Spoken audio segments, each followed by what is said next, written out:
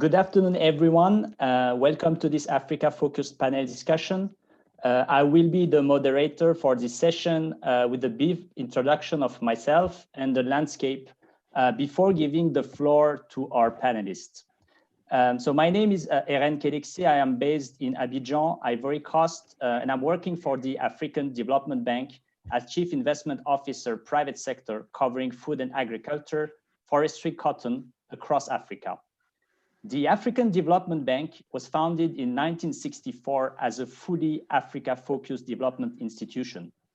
Owned by 81 member countries, the bank is a AAA-rated institution with an authorized capital standing now at $207 billion. AfDB brings financial and developmental solutions to the public and private sector and has many co-financing operations with multilateral partners, bilateral institutions, governments, and private sector firms. So this is a very quick introduction from my side. I have the pleasure of moderating today's esteemed panel, where we will be discussing forestry, agroforestry in the context of Africa. Let me briefly, as an introduction, provide you some context about this sector in the continent. African forests represent about 17% of global forest cover, with a little less than 700 million hectares.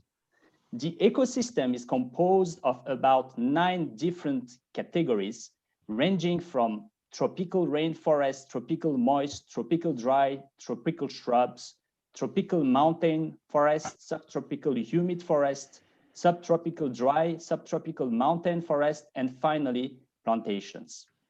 Distribution of these forests varies from one sub-region to the other, with the southern extremes of the Sahara Desert having the least forest cover, while Central Africa has the densest. The landscape is pretty diverse. As a matter of fact, the biggest forest area is Central Africa, which counts for about 50% of the total cover.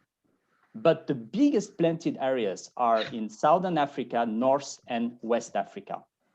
17 African countries are considered as mega biodiversity countries, and 2 forested areas are recognized as biodiversity hotspots.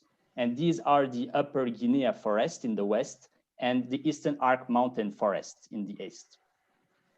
Africa has the second largest contiguous expanse of tropical rainforest in the world.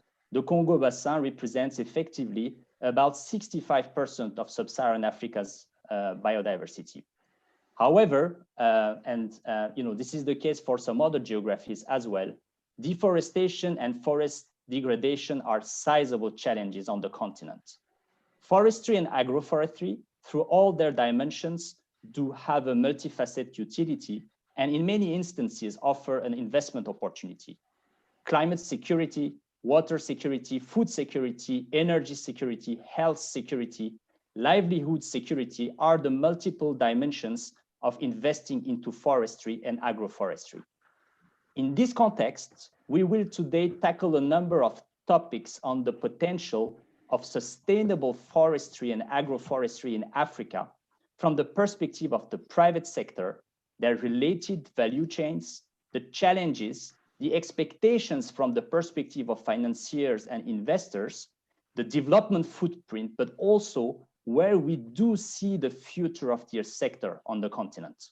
So in order to do so, we have a brilliant panel today with an interesting combination of bankers, international institutions, and practitioners. The sessions will be in the format of an open conversation, and we will leave some time at the end for any question from the audience. So without further delay, let me please ask our panelists to briefly introduce themselves and their institutions.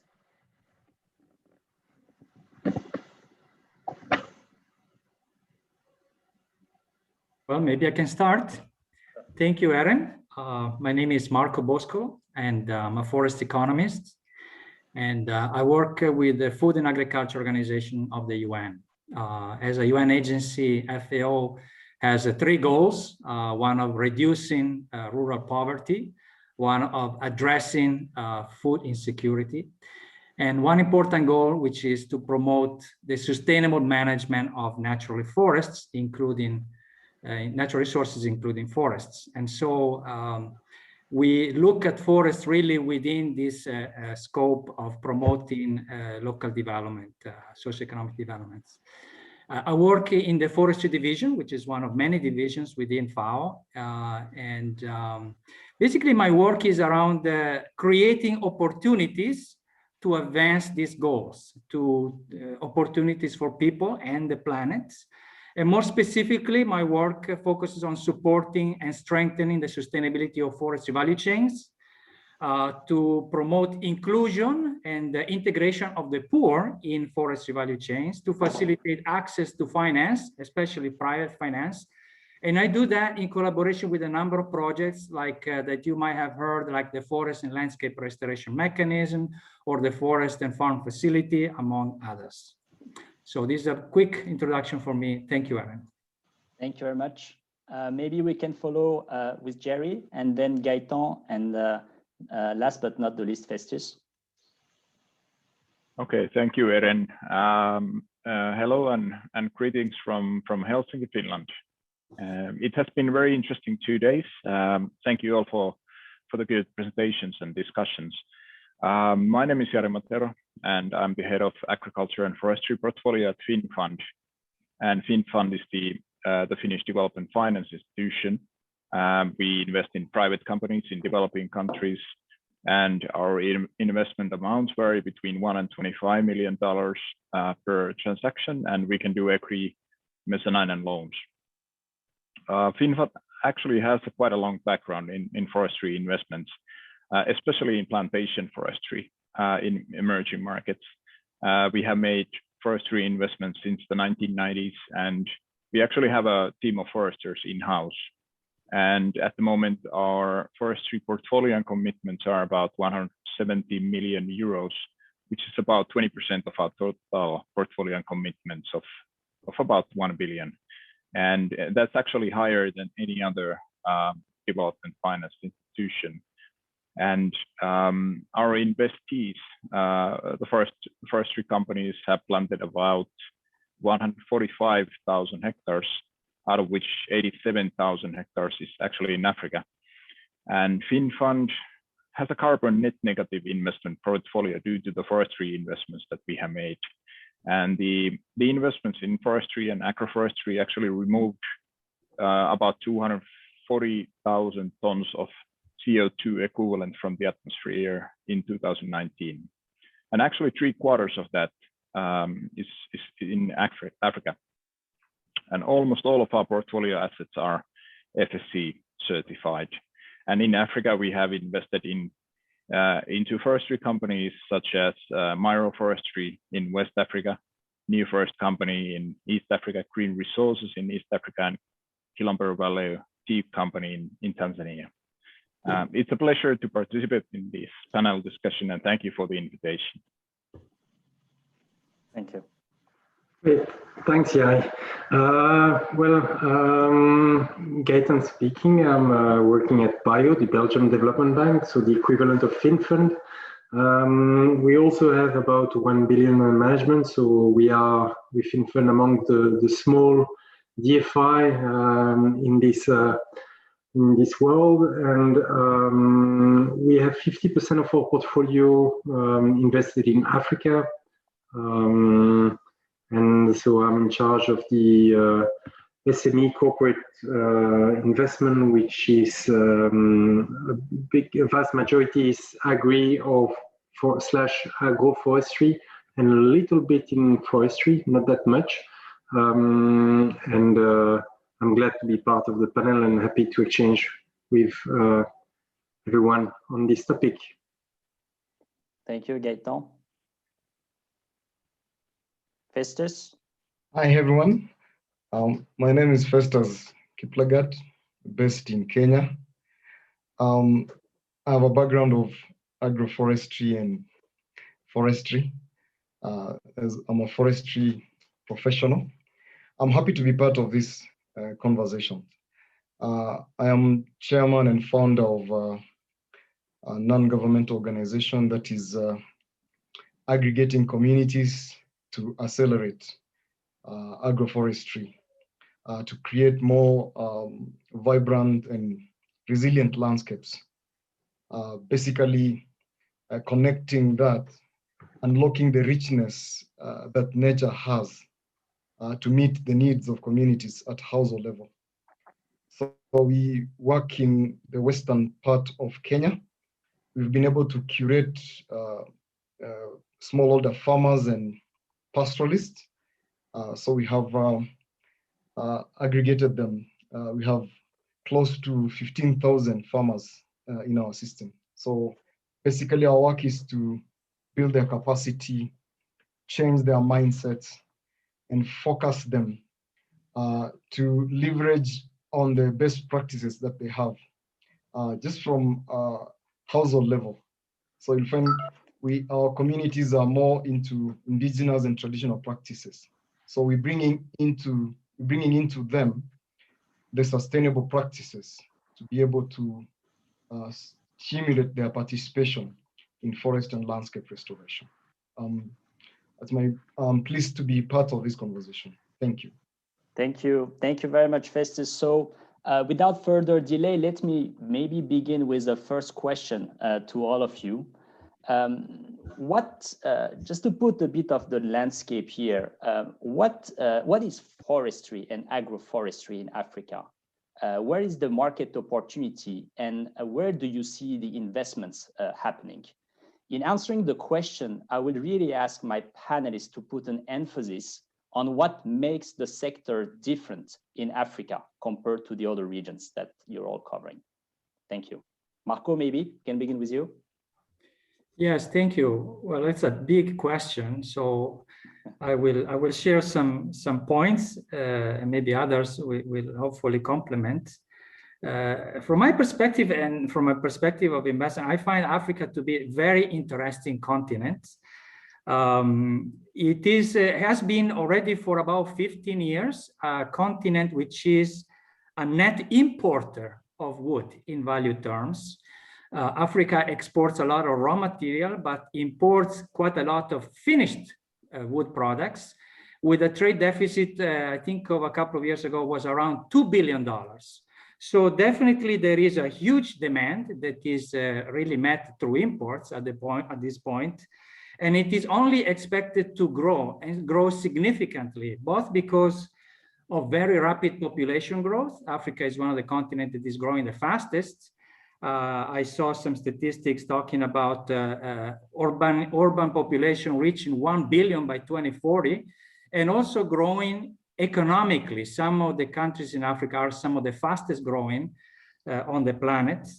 At the same time, some areas of Africa, and I'm especially familiar with some areas in East Africa. FAO is implementing a project in Uganda, for example. We did some comparison of productivity of different areas.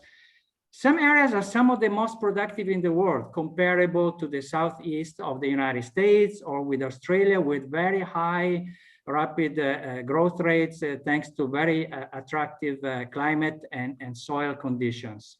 Obviously, when good quality material is used for these plantations. Another interesting fact is that when you look at Africa, actually it has an insignificant share of global value added when it comes to the sector. And this signals a real lack of development in processing facilities. So I would say that when you look at the investment in Africa, you have to look not only at forests, but at the whole value chains. Look at processing and the ability to add value. Another thing I wanted to mention is that I was looking at the World Bank doing business reports, and actually some of the countries in Africa, I can mention Uganda, Kenya, actually have some ratings that are comparable to, let's say, Chile and Uruguay. So doing business in Africa is not always, as it is said, very, very risky, not very business friendly. So on your final question, what is the potential? I see a lot of potential in promoting organization and capacity building of smallholders, which I'm sure we will talk about that in this discussion, and also to increase efficiency, reduce the wastes, reuse the waste, which in Africa forest sector is massive. Of course, both the efficiency of forest use is very low, but also the majority of wood production is used to be burned, basically, to produce energy and for cooking and things like that. So I stop here my quick points. Thank you. Thank you, Marco. So if we take it from there, and that's a question for Gaëtan and Jari, a lack of processing, probably a lack of depth in terms of capacity of absorption of investments. My question is, where do you see the market opportunity from where you stand as financiers, as international financiers, and where do you see actually potential projects happening from the perspective of the private sector in this field? Well, maybe I can start.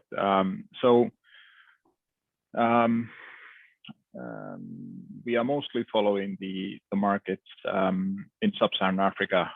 We don't really focus on South Africa, which has quite a well-established wood processing and forestry market.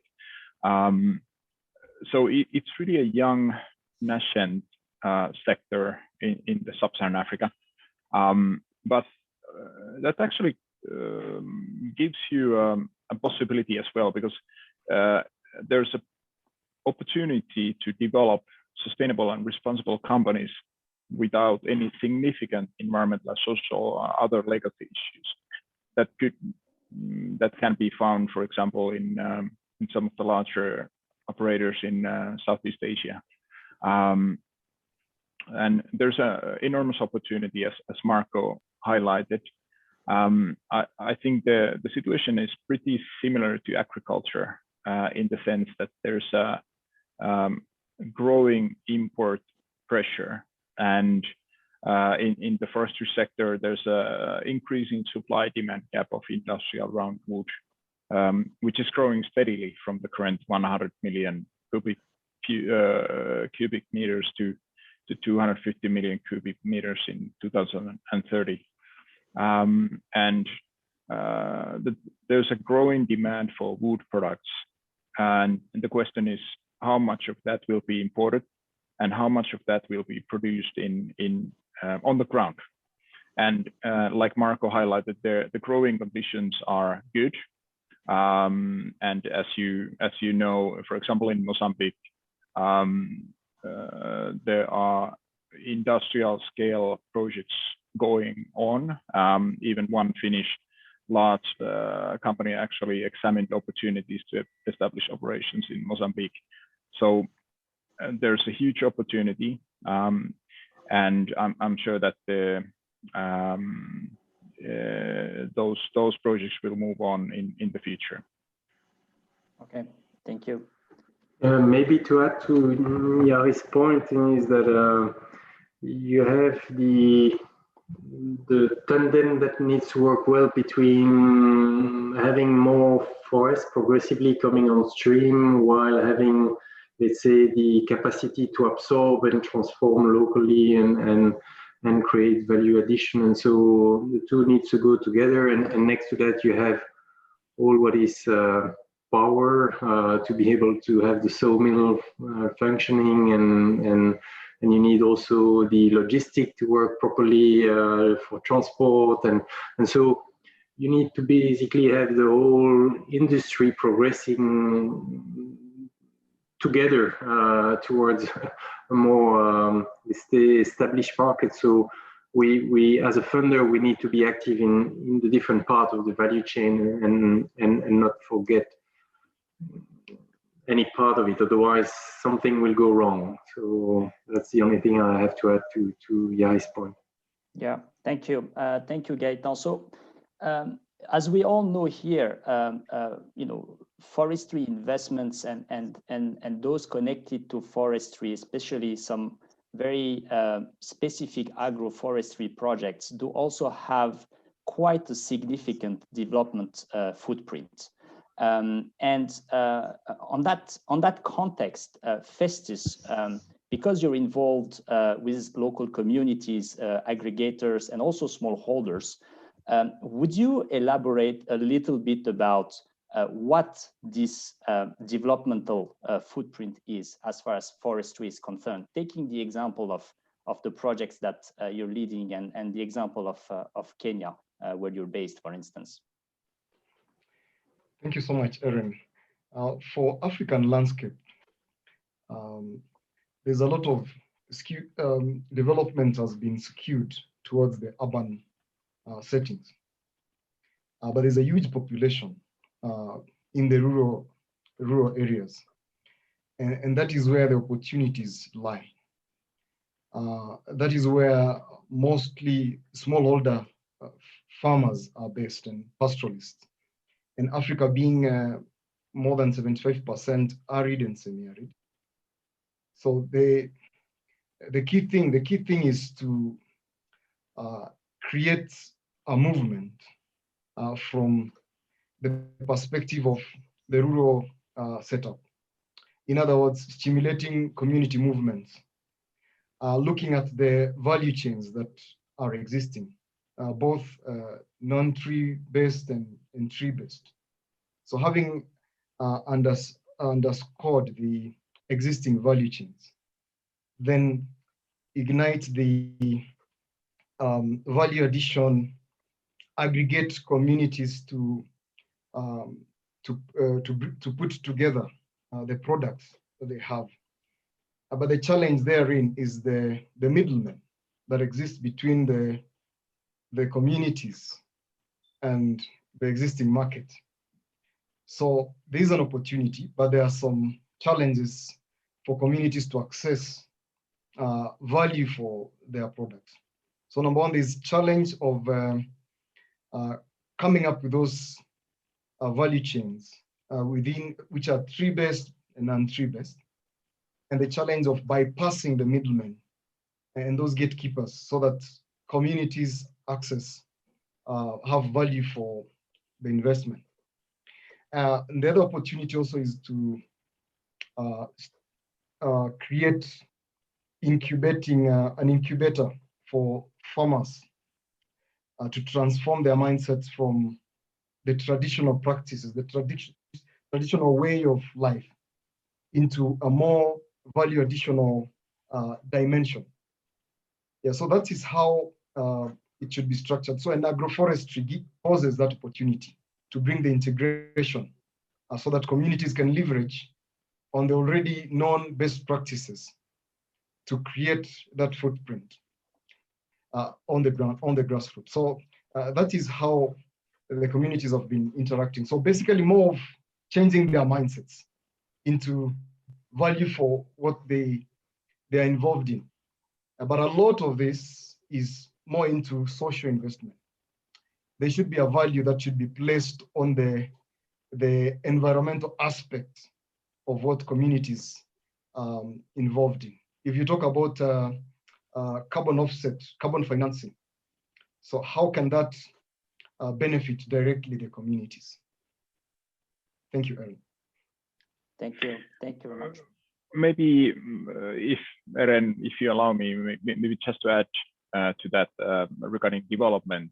I mean, we obviously measure development impacts of all of our investments before investment and after the investment. And forestry investments in sub-Saharan Africa, the development impacts are one of the best that we have in our portfolio. And obviously there are many impacts, climate impacts and deforestation, mitigation and so on. But maybe if we talk about local farmers, smallholders, some of our forestry investees, they have so-called outgrower schemes, which actually have thousands of local farmers in the program, and these schemes are quite young, and they are difficult to manage in terms of quality and logistics, efficiency and technical support to the farmers. But it's actually an interesting way of expanding when you have a situation that land acquisition is difficult or if impossible. The expansion can be done through these outpower schemes, and actually establishing those programs becomes more and more commercially viable and interesting because of new technology and the supply chain digitalization. It can really transform those programs in a way that hasn't been before. And actually, Komaza in Kenya is a good example of this kind of farmer-based business model. And it's really interesting to see how they work now and how they develop in the future. Yeah, if I can just jump in, I think absolutely both what Festus and Jari were saying. There are some young business models in Africa. Kenya is one, but also in other countries like Ghana, where the smallholders are integrated in the value chains, and when provided with some basic inputs, with some technical support, with some basic financing, they can create a business model which is profitable and also can generate incomes, jobs for the local people. I also wanted to mention, I have worked directly with the smallholder associations in Kenya. There is one called the Tree Grower Association of Nyandarua, one in Uganda, the Uganda Tree Grower Associations, and I think these are the local champions that we need to invest in. There are opportunities there, but as Jari was saying, they need support in professionalizing the way they're working, understanding the earning logic perhaps of what they're doing, the materials that they're using. They need to be better prepared to sit at the same table with financing sources, with banks, to have their paperwork, let's say, in order, being able to demonstrate what they're doing, and develop bankable propositions, for investors. But I think there is a huge potential there. Thank you very much, Marco. So there are very interesting notions that each of you mentioned here. Marco, you just mentioned 3 approaches and 3 notions which are very important: investment, supporting the professionalization of actually the operators, and moving to a sustainable format for forestry. When I go back to what the other panelists mentioned, I mean, we can definitely note here that there's a very specific ecosystem related to Africa. And Gaëtan, what you said about infrastructure is one very clear example of it. Jari, you mentioned really the importance of the environmental aspects. And Festus, you highlighted a lot about the role of smallholders and local communities. So now, wrapping all these different facets into one, I would like to address a question to the financiers that we have around the table, trying to understand what are, from the perspective of a bank, the key challenges that you're facing when assessing a project in forestry and agroforestry in the African context. What type of approach do you have in terms of risk and return? And what are the different perspectives you would be giving on the different value chains that we have within the sector in Africa? So this is more of a question for our financiers, so probably more for Gaëtan and Jari. But I mean, Marco and Festus, you're obviously, you can obviously intervene. Yeah, go ahead. Okay. Well, Gaëtan, please,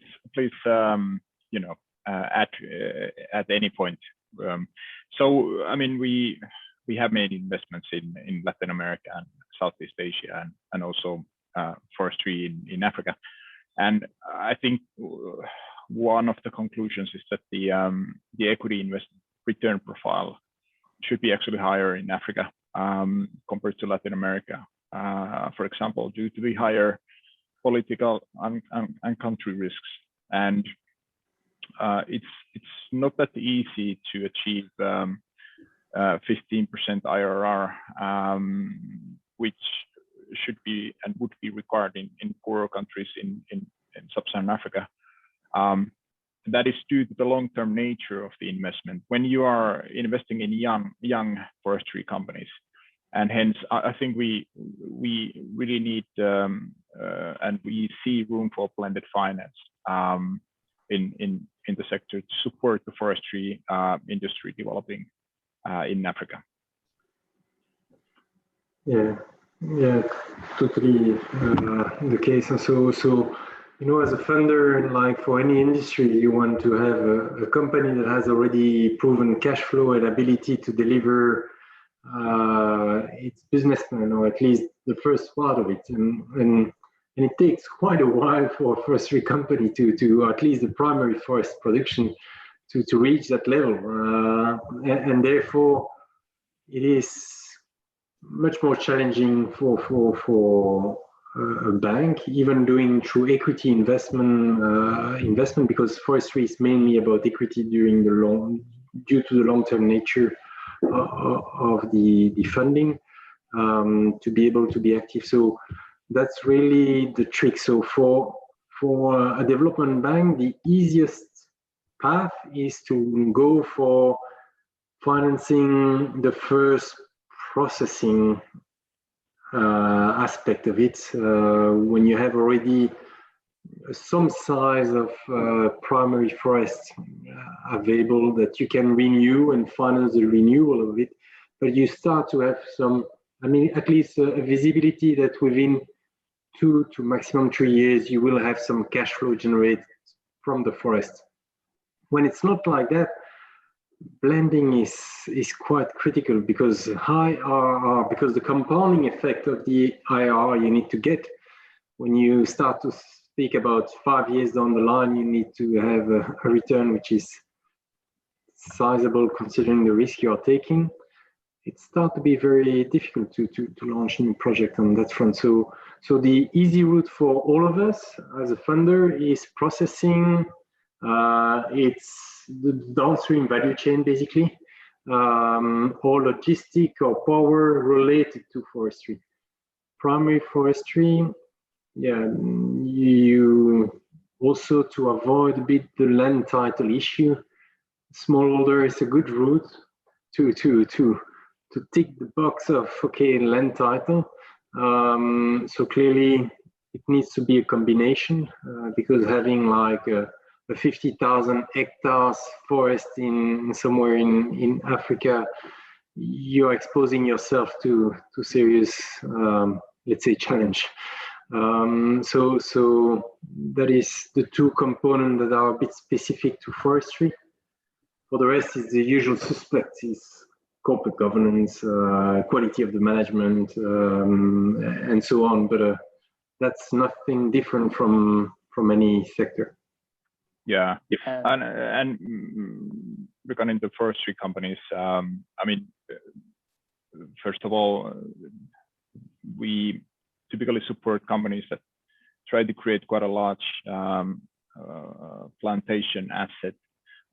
Let's say, for example, minimum 10,000 hectares. So that actually requires quite a lot of capital.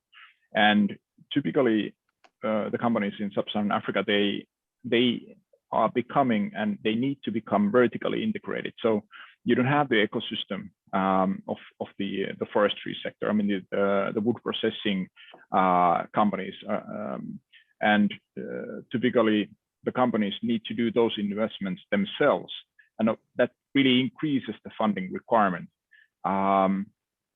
So it requires a lot of patient capital and a lot of fundraising. And some of our portfolio companies, they are actually now starting to invest, let's say, more heavily to the processing side. So Eren, you asked what are the kind of interesting opportunities in the forestry sector. So I think the processing side now becomes really imminent in the near future. So that if you are willing to and keen to invest in the forestry sector in Africa. I think some of our portfolio companies, they would be happy to discuss. Thank you. Can... Marco, I was gonna ask you, because FAO did a lot of work around how you can actually make those projects bankable. So I would be really interested having your view on this. Thank you.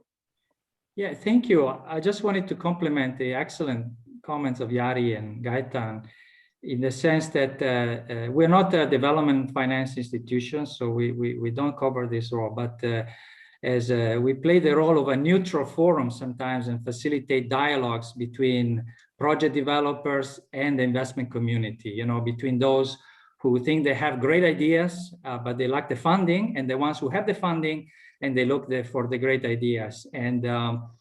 And one of the comments that often we hear from, I'm curious to hear Gaëtan and Jari, what they think is the lack of a pipeline of projects. You know, the fact that we might have ad hoc opportunities here, ad hoc there, but investors like to have a portfolio of opportunities to assess, to say, okay, we want to diversify our portfolio, we'd like to invest here or there, the opportunities to compare.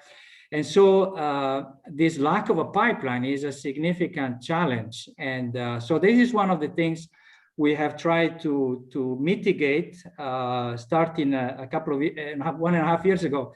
We started to develop some learning material for organizations like the one that Festus is talking about, and this association, on how do you take these good practices you already have. You have all these smallholder farmers. They want to work together. They want to get, you know, no longer work through a middleman and sell their few trees here and there, but organize their production so that they can sell higher volumes, they can grade their products, they can fetch better prices. How do you develop something bankable? And so we put together a guide, talking to people like Jari and Gaëtan. Okay, what does make a project bankable, you know, and how you do assess the earning logic of your ideas and demonstrate the capacity of your organization, how you take into account market developments, risks, consideration of environmental, social, and governance criteria. And I don't know if somebody is helping us to put a link to this guide. It is publicly accessible in the FAO website. Sorry to do a little bit of marketing here, but I think there's a lot more that needs to be done here. I also want to mention, because it might be relevant, that we're working in partnership with a lot of incubators. The World Resource Institute has a landscape accelerator to promote restoration activities. The UN Environment Program has a restoration factory that they just launched a few weeks ago, and with the Restoration Seed Capital Facility. So we're working together to really facilitate these local champions, these local initiatives, to develop something bankable that they can discuss with investors. Thank you, Marco. I think, Festus, you have to say a word about this as a practitioner, as the one who's sitting on the other side and probably discussing this topic with many financial institutions. Thank you, Eren. And I was just imagining, it seems we're only placing value on the economic aspect of the coin. Agroforestry, forestry is a three-faceted coin. So what about the social and the environmental aspect of it? I'm just thinking here that I think, thinking of gold has been overrated and overvalued. Now that we have communities participating in restoration, especially in Africa, we have the drivers of restoration approaches are women and youth. Those are especially women. So how do we place the value on the environmental aspect of this project and the contribution to the social aspects? Yeah, so that we encourage communities joining effort in an aggregated manner to protect ecosystems, because the biggest challenge in Africa is land degradation. Land degradation in Africa is, apart from climate change has compounded land degradation. So land degradation erodes opportunities, making all the landscapes impossible for agriculture practice. So I think we need to find a nexus between the economic, the social, and also the environmental aspect. That's my contribution. Thank you, Festus. I think it's a good transition maybe to the next question that I would really like you to answer in terms of, on the basis of all what you mentioned and what you're seeing on the ground, the question is really about where you would actually see the future of forestry.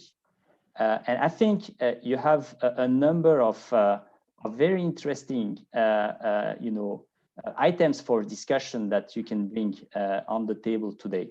And maybe we can take it from there in case any of our other panelists want to add anything. Thank you, Eren. The future of forestry. Now that Africa has enough space to accelerate restoration, I see the opportunity to co-create eco-regions and even development of eco-cities where you're aiming at decongesting our cities by creating eco-cities within the rural setup, and you bring in facilities, infrastructure, and the communities, the villages surrounding such kind of eco-city infrastructure will contribute. You're creating ready market for them to access market for their farm products. So I see that creating more vibrant eco-cities within the rural locations where you improve livelihoods and support food security for communities. And like in Kenya, we have Konza City, some cities which are coming up in basically some rural setups.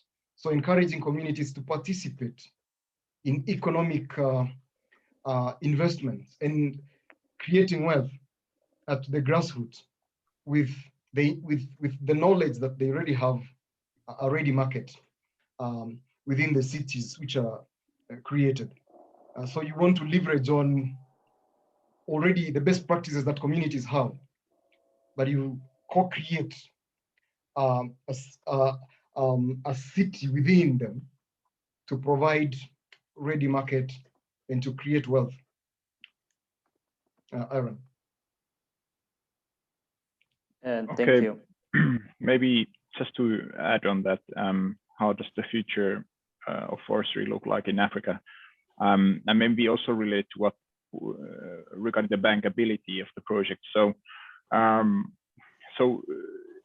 FinnFund's focus has traditionally been more in plantations and industrial processing rather than carbon capture. So it has never been really the core motivation of doing forestry investments. And because of historical reasons, Finland has a long history in the forestry and wood processing industry, and carbon capture wasn't really well, historically it hasn't been an issue, but so we have been quite wary of let's say carbon projects such as REDD+ projects, and we have reviewed a few opportunities, but we have been a little bit cautious about them. And they require a lot of natural forests, and the transaction cost can be significant. And our thinking has been that carbon revenue should be a supplement, not the main source and main core of the business model. But actually, that that is slowly changing now, and we have seen during these 2 days a lot of talk about carbon, and I think it's now starting to see also in the forestry sector in Africa, and that's probably one element that will make a change, and there are new opportunities for revenues, and new also players entering the market, such as the corporates that we just heard earlier today, making investments in the forestry companies. So I think that's really interesting development. Okay. Wanted to complement what was said and offer a bit, maybe a slightly different perspective. I mean, it's a very big question, the future of forests, and my sense is that the future of forests is the forests share the same destiny of its people. And I give you an example. I worked in the Zambezia province in Mozambique, and there FAO and also other organizations, they are trying to promote sustainable practices. But this is also a region where the people are extremely dependent on natural resources. Their dependence is absolute. You know, they need to use these natural resources for their survival.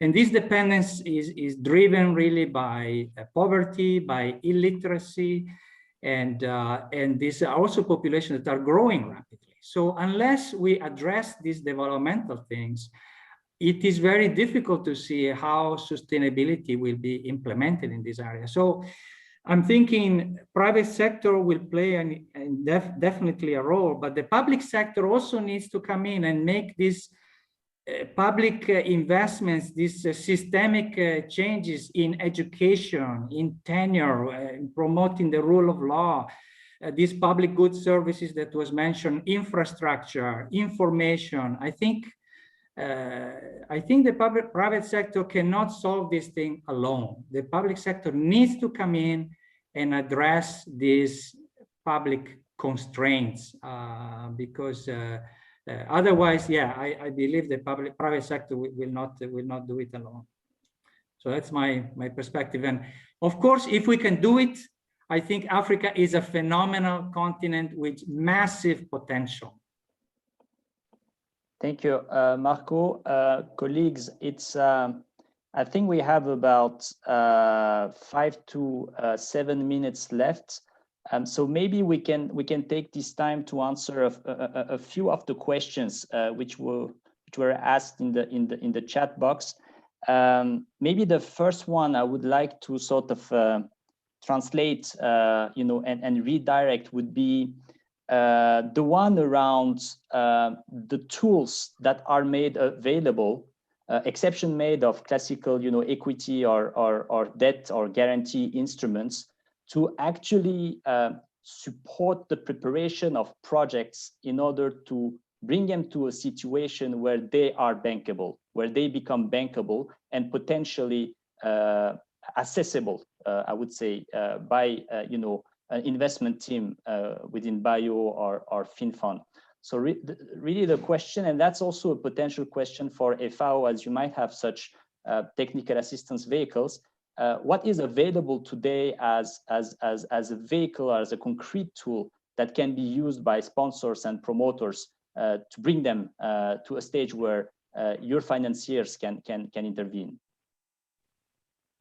Yeah, I can start very quickly to say that there are a number of incubators in Africa themselves that can support this process. Unfortunately, not many in the forestry sector. And also, unfortunately, not many that incorporate the development of skills in using processing facilities, which is something that is absolutely needed. So some improvement is needed there, but because you raised FAO, FAO obviously has a technical assistance capacity and roles to play. We develop projects for a number of DFIs through our investment center. We develop JEF projects, we develop Green Climate Fund projects. So these are projects that have an incubation of, sometimes they're not very quick. You can need to work on it for a year or even longer, and they require quite a bit of an investment. But if anybody is quite interested, please get in touch. FAO is a member-based organization, meaning that we work primarily with governments, but we try to develop this kind of blended finance solutions so that both the public and the private sector can work together. So if anybody is interested to explore that, please get in touch with me. I also want to mention that with the specific to East Africa and Kenya in particular, we are organizing with the Kenya Forest Research Institute this September an investment forum. It is still in the making because COVID, of course, has messed up a few things. But I look at you, Eren, maybe the African Development Bank, or maybe FinnFund or Bio would be interested to explore together a co-participation in this investment forum. I think that would be really, really nice, sending also a very strong signal. Thank you. Thank you. Jari, Gaëtan, do you want to say a word on this? There are more and more programs on investment readiness available. Like I know that, for instance, USA, there's a program in Ghana which is mobilizing finance for agriculture, and it's a very big amount of money that is available to basically pay financial advisor to help company to provide technical assistance to reach what they need to reach to be able to come to us. So, and I think in a lot of countries you start to have those programs, and so I would advise to look for those programs per country. Generally, some are across Africa, but a lot of them are also country specific. So, and if needed, they all can always contact us, and we can refer them to some program that we know of. There are more and more of them. Okay. Thank you, Gaëtan. Jari, if you want to say a word, we have, I think, maximum 2 minutes left. So probably going to be the last word, unfortunately. Well, okay. Thank you, Eren. Maybe I switch the topic. Because we need strong visions for let's say sub-Saharan African forestry sector. So how will that look like in the future? So I really hope, and I think that the sector will go through tremendous changes within the next 50 years. Hopefully it will become more like the Finnish forestry sector, which is quite liquid and efficient. It's an ecosystem where you don't need to be vertically integrated.